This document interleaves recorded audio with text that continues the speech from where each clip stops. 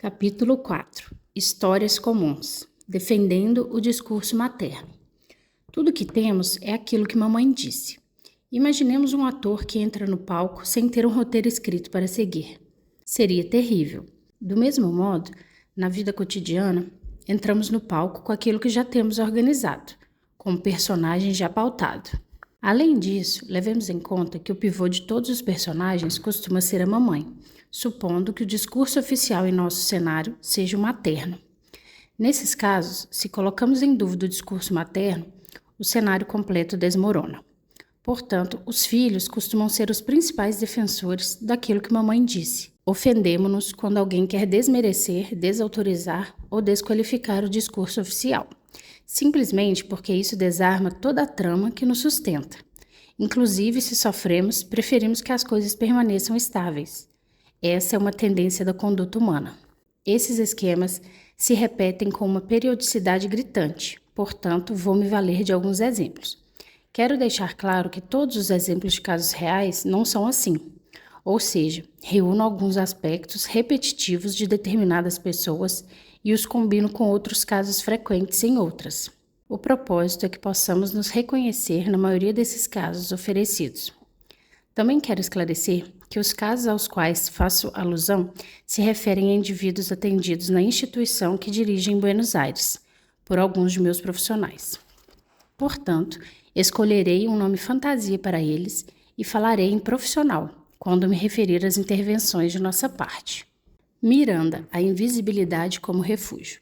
Miranda tem 41 anos, é psicóloga, mas nunca exerceu a profissão. É funcionária de uma loja de eletrodomésticos.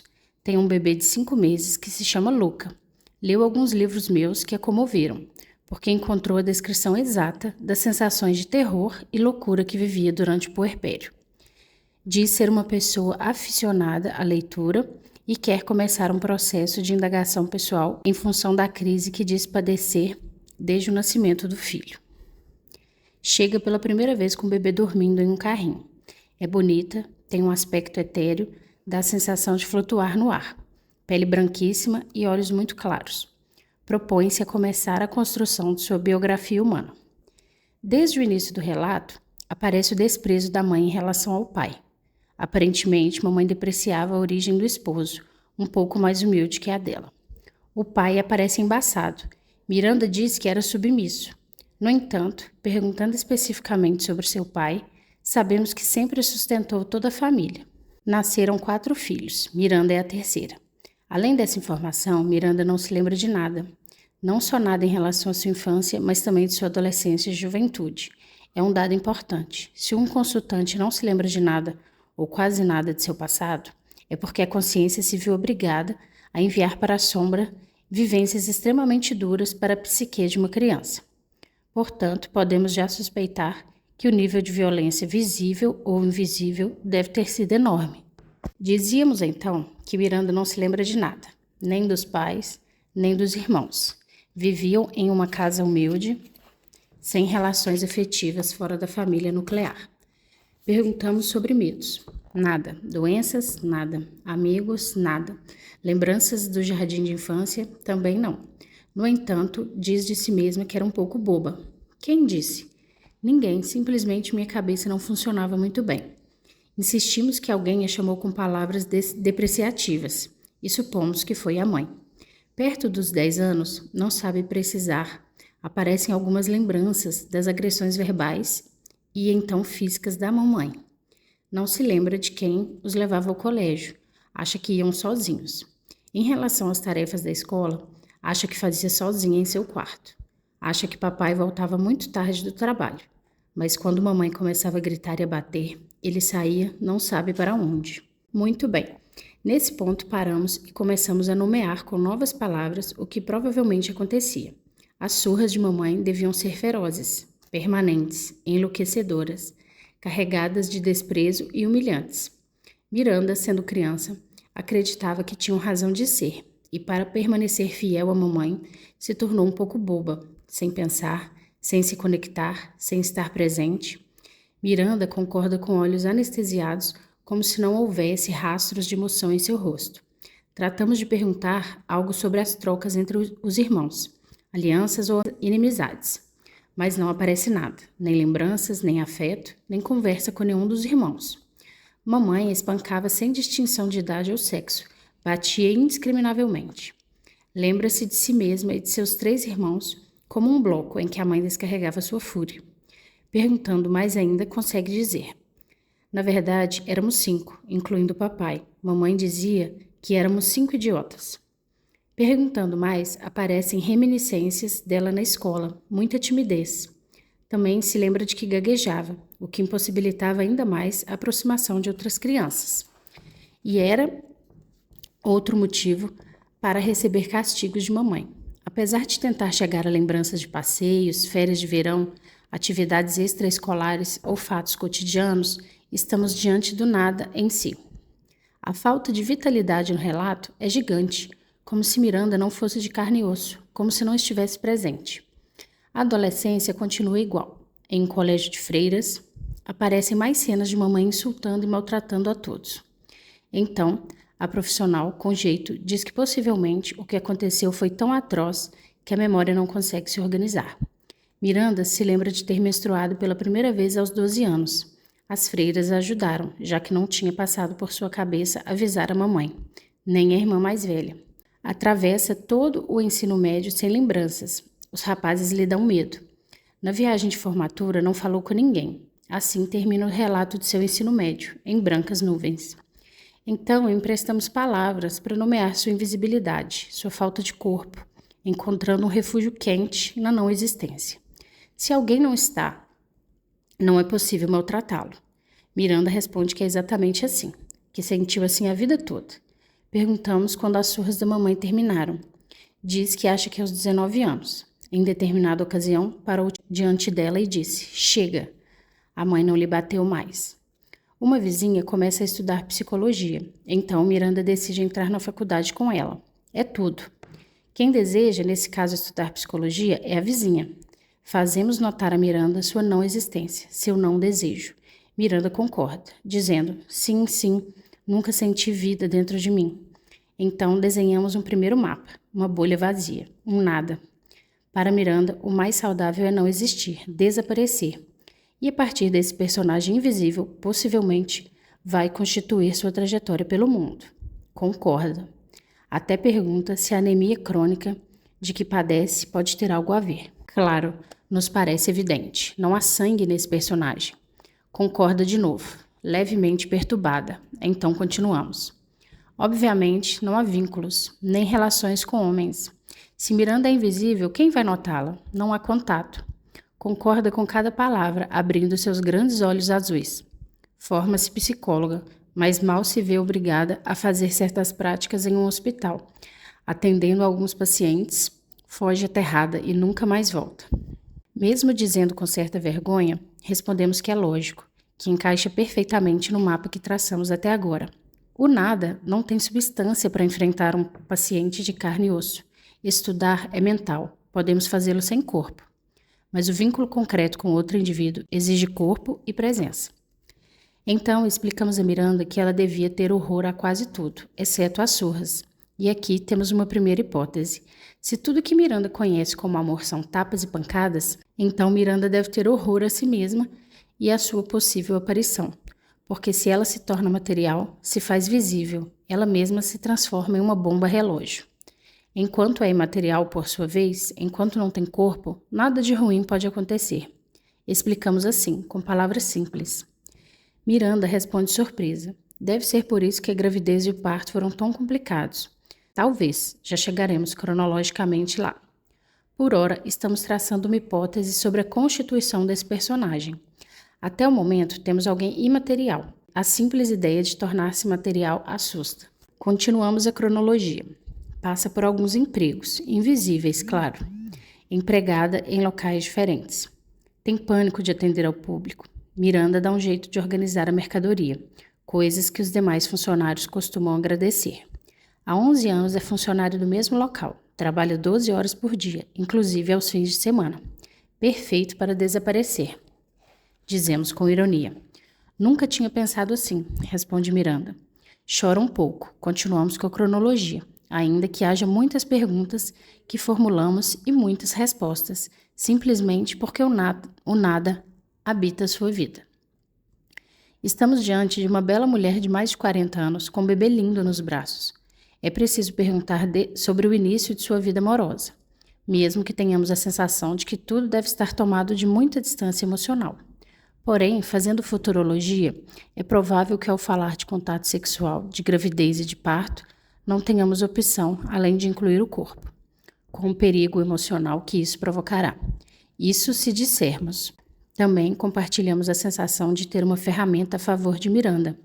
As pessoas refugiadas na mente costumam ser muito inteligentes, e isso atuará de forma positiva para a compreensão de seu cenário. Despedimos-nos dela com seu bebê, que quase não chorou, propondo-lhe que acabe de passar o cenário completo no encontro seguinte. Uma semana depois, ela volta à consulta sem o bebê. Preferiu deixá-lo com a mãe. Com a sua mãe, você acha que sua mãe pode tomar conta de seu filho? É minha mãe. Ninguém melhor do que ela para cuidar dele. Bem, isso é o que chamamos de defender o discurso materno, porque não importa a violência que a mãe tenha lhe infligido no passado, o que conta é o que a mãe disse. As decisões de Miranda respondem ao discurso internalizado que funciona no interior de Miranda e coloca sua mãe no lugar de mãe responsável. Mostramos esse cenário completo. A história dos fatos e a história dos ditos. Miranda compreende perfeitamente a diferença. Tenta defender a mãe, alegando que agora não é tão ruim assim, mas não importa. Nós não acusamos a mãe, apenas mostramos o que existe. Então fazemos um resumo do que foi visto na semana anterior. Sua invisibilidade, seu terror. A partir dessa revisão, Miranda diz ter se lembrado de alguns medos de criança e de adolescente. Medo de caminhar sozinha pela rua, ou como tremia quando um homem se aproximava dela. Perguntamos como é para ela ser invisível, se é que quando ninguém a vê, ela tão pouco registra, ou se a partir do não ser vista, ela vê os demais. Com toda certeza, responde que a partir das sombras, ouve, observa e sabe de tudo. Continuamos a cronologia. Aos 35 anos, conhece Diego, seu atual marido e pai de seu filho. Diego foi funcionário do mesmo local. Passou um tempo curto ali. Depois de poucos meses, conseguiu um emprego melhor em outra loja. Mais ou menos quando Diego muda de trabalho, começa a relação entre eles. Como imaginar o início de uma relação efetiva a partir da realidade de uma mulher invisível? É difícil, é claro. Apesar de sua idade, os primeiros beijos foram terríveis. Miranda confessa que tremia como uma folha. Vamos imaginar as relações sexuais então.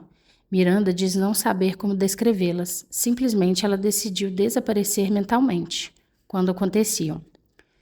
O profissional tenta entrar em detalhes, mas Miranda cai em um buraco negro de esquecimentos. Não se lembra, não sabe, não entende o que faziam juntos nos momentos de lazer, nem o que compartilhavam, nem sobre o que conversavam. Ambos trabalhavam muitas horas, cada um em uma loja. Dá a sensação de que até com um homem concreto ao lado de Miranda não consegue tornar-se material. Há 2 anos decidem alugar juntos um apartamento. Dividem as despesas. Tentamos saber quem é o Diego, mas é difícil para Miranda conseguir dizer algo que o descreva. Diz que é silencioso, que não gosta de conflitos, que é introvertido. Até aí encaixa bem o bastante no que Miranda consegue tolerar. Colocamos palavras. Vive com um homem introvertido. Não conversam, quase não fazem amor. Ambos trabalham muitas horas por dia. Não tem relações afetivas fora do casal, nem mantém relações com as famílias de origem. Não sabemos quem é o Diego, mas parece ser outro ser invisível, ou pelo menos alguém a quem cabe muito bem estar com uma mulher etérea, cujo nível de demanda ou de expectativas é baixíssimo. A questão é que um dia fica grávida. Diz ter tido esse desejo há muito tempo, apesar de não ter conversado com Diego, porque com ele não dá para conversar. Ao perguntar pela gravidez, responde que estava muito feliz. Como é difícil acreditar, começamos a fazer perguntas mais concretas sobre as suas mudanças hormonais e físicas e suas sensações corporais, já que a gravidez real acontece no corpo, terreno perigoso para Miranda. Lembra-se de pouco ou nada, apesar de ter um bebê de 5 meses. A essa altura, dizemos a Miranda que cada vez que algo se materializa, sua consciência entra em um manto de esquecimento, que parece defendê-la de qualquer ataque. Até agora, sabemos que toda vez que não se lembra é porque o fato em si foi profundamente significativo para a sua vida. Recordemos que Miranda vê, observa, pensa e lê.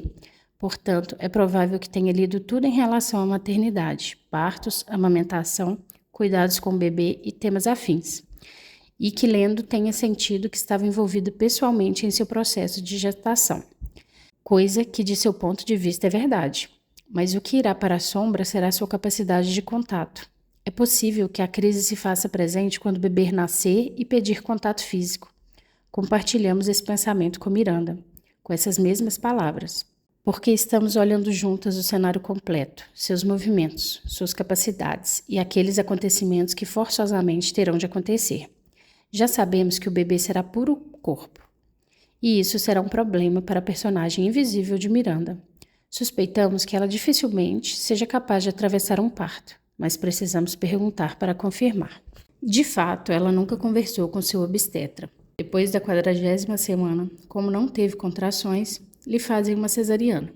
Todas as perguntas que a profissional faz a respeito trazem como resposta um olhar atônito por parte de Miranda. Portanto, nunca saberemos exatamente o que aconteceu. Se lhe colocaram soro, se teve contrações, se sentiu dor, se teve medo, se ela mesma pediu a cesárea antes de submeter-se às leis do corpo. O bebê nasce. Mesmo tendo lido em detalhe tudo que escreveu sobre a amamentação, não pôde dar de mamar porque não tinha leite suficiente. Vou poupar meus comentários a respeito, porque é claro que Miranda não devia tolerar o bebê colado a seu corpo, e essas coisas não se resolvem com indicações maravilhosas sobre a arte de amamentar, mas registrando pelo menos o nível de medo em relação ao corporal, medo que a salvou em algum momento das surras da própria mãe. Talvez, mais adiante, se a consultante estiver disposta, será possível trabalhar sobre esse medo visceral, primário, infantil, real e desgastante, com o propósito de ajudar a mãe a conectar-se com o filho e, por conseguinte, conseguir amamentá-lo. Mas, por enquanto, essas são expectativas altas demais. Voltemos ao vínculo dela com Luca. Miranda não registra quase nada, diz que tudo vai muito bem, mas acredita que Luca é exigente demais, que não quer ficar com o pai. Perguntamos a ela o que isso significa. Não sabe. Respondemos que Luca tem 5 meses, sendo provável que receba pouco corpo, pouco contato, pouco tempo. E se além disso ela pretende deixá-lo com outra pessoa que não seja ela, mesmo que seja o pai, que em termos fusionais para o bebê equivale a alguém externo, logicamente o bebê vai protestar. Pelo que vimos juntas, dificilmente o bebê tem opção de ser muito exigente. Ao contrário, é provável que tenha de se adaptar ao pouco que tem. Pouco corpo, em suma. Miranda interrompe dizendo que ela tem de voltar a trabalhar, que sua licença maternidade está terminando. Ok, abordaremos esse tema em breve. Antes, seria bom determinar como Luca passa seus dias e noites a partir do ponto de vista dele. Ou seja, precisamos saber, em um panorama relativamente desolador para um bebê, como se faz por obter minimamente aquilo de que necessita. Então, conhecendo o nível de amparo ou satisfação das necessidades básicas de um bebê de 5 meses, resolveremos o que fazer quando a mãe voltar a trabalhar. Por ora, o problema não é que a mamãe volte a trabalhar, mas o invisível, imaterial e etérea que é essa mãe para um bebê de carne e osso, que necessita de contato real e concreto.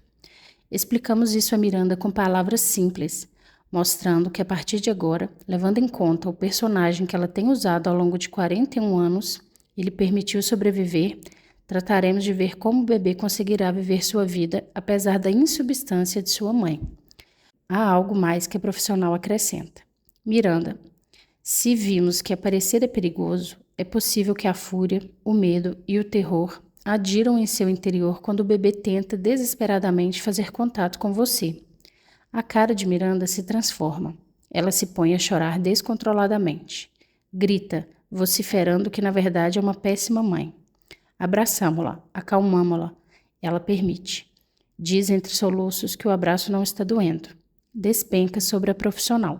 Chora como nunca chorou na vida.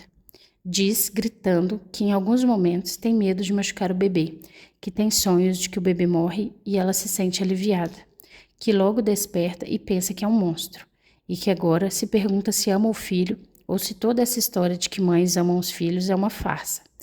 Permitimos que chore, pelo menos que tome contato com o que acontece. com sentir-se prisioneira das demandas corporais e efetivas de Luca, de sua necessidade de se salvar, de não se conectar, de não permanecer, de não estar ali, com o desejo de não possuir um corpo real que foi machucado, ferido, espancado. A profissional suavemente coloca palavras que deem nome a tudo que conversaram. A realidade é a realidade. Não há metas a cumprir nem modalidades de boa mãe. Na verdade, os objetivos inalcançáveis a que nos propomos costumam resvalar no absurdo, e se trata de metas moralmente elevadas. Mais ainda. No momento, Miranda merece compreender, com a alma de uma mulher adulta, os sofrimentos que teve durante a infância, e, sobretudo, o personagem que a salvou. Desaparecer foi seu melhor truque. Hoje, esse mesmo personagem a encarcera em um mar de impossibilidades. Observemos que as coisas não se resolverão quando alguém com boas intenções disser a Miranda que tem que dar o peito ao bebê mais vezes, ou que seria melhor se não voltasse a trabalhar. A única coisa que importa é que Miranda se observe e veja que ela, se quiser, pode ir tirando a máscara, pouco a pouco, porque ninguém vai bater nela. Sua menina interna acredita que sim, mas a adulta que habita dentro dela tem o direito de saber que isso é uma história do passado. Agora ela está chorando a dor do açoite. Então Miranda se atreve a dizer à profissional que bateu no bebê algumas vezes. Sim, claro, o nível de contato que o bebê reclamava deve ter sido intolerável. Miranda esperava uma reprimenda da profissional, porque está contando algo moralmente errado.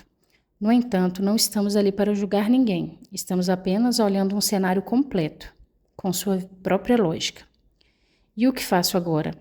Essa é a pergunta que quase todos os consultantes costumam fazer depois de revisar seu próprio cenário. Costumamos responder: o que quiser, estamos aqui para acompanhá-la no que decidir. Esse é um bom ponto. Abrem-se todas as portas que cada indivíduo consciente de si mesmo está disposto a abrir. Ricardo, um franguinho molhado e furioso. Ricardo tem 44 anos, é casado e tem um filho de 4 anos, Joaquim. Chega mancando. Sua esposa está traçando sua biografia humana na instituição e ele também quer experimentar para ver se lhe serve. Diz que sofre de cansaço e dor nas costas, formigamento e rigidez nos joelhos. Está medicado com corticoides e anti-inflamatórios. Diz que está farto de ficar doente. Tem problemas nas articulações, parece artrite. Propomos começar a percorrer sobre a biografia humana, partindo das lembranças da infância. Seu pai era policial. Não concluiu o ensino fundamental. Não falava, era bruto e batia. No entanto, era o único que estava presente na família. A mãe era professora primária, mas não existia. Não cuidava nem dos filhos. Não cuidava da casa nem dos filhos. Ricardo não sabe onde a mãe estava. Essa mulher teve 9 filhos. Ricardo é o primeiro. Diz que por isso se tornou o mais forte de todos, o mais sacana. Suas lembranças de infância são poucas e ruins. O pai os levava à escola. Lhes preparava o café da manhã, lavava a roupa deles e também batia. Ricardo odiava todo mundo e todo mundo o odiava. Passava os dias sozinho, brincando, sozinho, não gostava de assistir TV. Entediava-se e vivia procurando briga, não estudava. Era mal educado e relaxado. Diz que queria mandar e ser forte. Até os 10 anos aproximadamente, seu pai o violentava. Falamos da entrega da mãe, mas Ricardo não entende o conceito e também não lhe interessa. Desde então, teve todo tipo de doença de pele, calombos, alergia, e acrescenta que desde essa época nunca mais quis que ninguém me tocasse.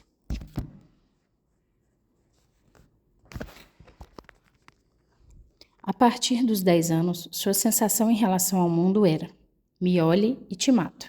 Começa a se defender de seu pai e também defende a mãe das pancadas dele. Ricardo fazia xixi na cama todas as noites e isso durou até a juventude. Não sabe precisar quando. A imagem da mãe não aparece. De qualquer maneira, dizemos que a mãe devia estar totalmente ameaçada e espancada. Aos 20 anos tem uma namorada, mas se sente impossibilitado. Não tem relações sexuais. Ela é fundamental para ele, pois pretende se casar virgem. Então, conhece outra menina e fica evidente que não consegue nem tirar a roupa. Também acrescenta com fúria que não é confiável, que sempre manipulou as pessoas. A profissional o escuta e responde que logo veremos se é manipulador ou não. Por ora, temos um menino terrivelmente ferido e furioso, que seus sentimentos são muito básicos e para manipular talvez precise de um pouco mais de sutileza, que vamos descobrir juntos o personagem que o salva. Mas agora, estamos colocando todas as cartas na mesa. A profissional pergunta se ele bateu em alguém na idade adulta. Não, nunca. Não se anima. Implica, assusta, mete medo, mas não concretiza. Diz que sua questão é a violência verbal. Ok, logo confirmaremos. Continuamos com a cronologia. Aos 22 anos vai morar sozinho. Procura trabalho e consegue um emprego em um maxi quiosco, estabelecimento muito comum na Argentina, no qual se vendem bebidas, doces, salgados e outros produtos industrializados. Geralmente tem um único funcionário que atende o cliente na rua, de um balcão. Às vezes dorme ali. Nessa época consegue ter a primeira relação sexual com uma jovem, mas diz ter se sentido vazio. De qualquer forma, começa uma convivência com essa mulher que dura 13 anos. A sexualidade era pobre. A profissional lhe faz notar que talvez tivessem uma relação mais fraterna do que de casal. A família da mulher os ajuda. Eles alugam um pequeno apartamento. Ricardo muda de trabalho. Vira funcionário administrativo de uma pequena empresa familiar. Ricardo é muito querido pela família da mulher. Por quê? Aparentemente era muito serviçal. Colaborava com tudo, lavava os pratos, cortava a grama. A profissional lhe diz que não parece ser um manipulador terrível. É verdade. Parece alguém dócil, submisso, calado. Sim. Alguma coisa sobre essa relação de casal? Assistiam TV. Tentamos encontrar um ponto de contato e finalmente determinamos que essa mulher não pedia sexo. E com isso, Ricardo estava bem tranquilo. Essa relação vai se deteriorando. A mulher exigia que ganhasse mais, que fosse mais cavalheiro, que tivesse cartão de crédito. Até que finalmente se separam. Ricardo, de qualquer forma, diz que é forte, que as mulheres o admiram. Não sabemos se é uma história que conta para si mesmo, porque não parece muito forte. Na verdade, não consegue fazer muita coisa. Seu corpo dói. Faz o que lhe pedem e tenta não enfrentar ninguém. Às vezes, o que o indivíduo diz de si mesmo não corresponde necessariamente ao personagem que adotou. Perguntamos a ele qual a pior coisa que já disse à sua mulher e não sabe responder. Não parece explosivo, sequer com as palavras. Perguntamos o que mamãe dizia em relação a ele. Que era mais bravo que meu pai. Muito bem, já sabemos o que mamãe dizia, mas isso não torna ninguém mais bravo do que o pai. Na verdade, nunca bateu em ninguém, portanto não pode ser muito bravo. Apesar disso, é possível ter uma percepção clara da fúria contida. A profissional explica isso com palavras simples e desenha um corpo cuja pele é um arame farpado. Tem medo de que alguém se aproxime. Ao mesmo tempo, avisa os demais que também não se aproximem, pois ele pode ser alguém perigoso.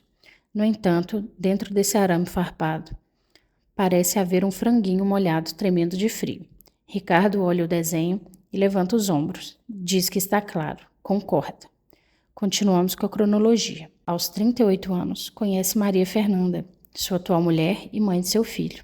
A sexualidade continua pobre. Reconhece que Maria Fernanda era muito mais ativa sexualmente do que ele. Perguntamos sobre essa relação e, depois de fazer muitas perguntas, chegamos à conclusão de que Ricardo continua sendo muito serviçal. De violento e manipulador, não vemos grande coisa. Ao contrário, Maria Fernanda é ativa, tem desejos e Ricardo se acomoda à vida da mulher.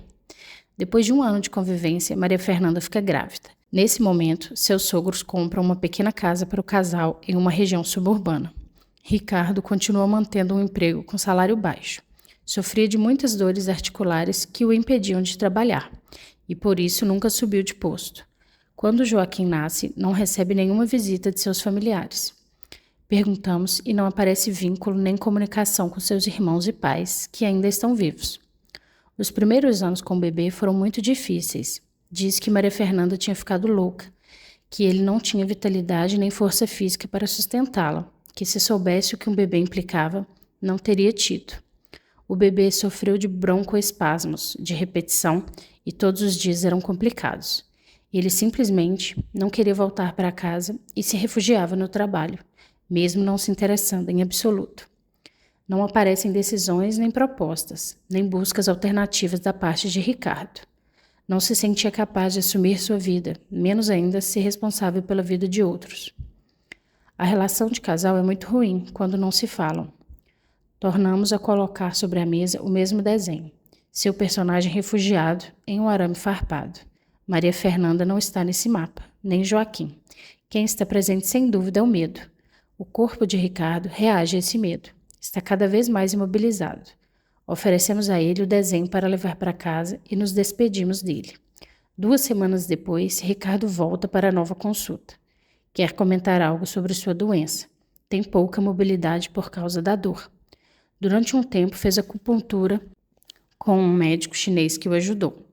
Então abandonou o tratamento. Foi diagnosticado com artrite indiferenciada. Dizemos a ele que não é possível que seja muito bravo, estando quase imóvel. Ricardo continua se surpreendendo, porque ainda acredita nas palavras da mãe. Tratamos de nomear os benefícios ocultos dessa enfermidade que o imobiliza.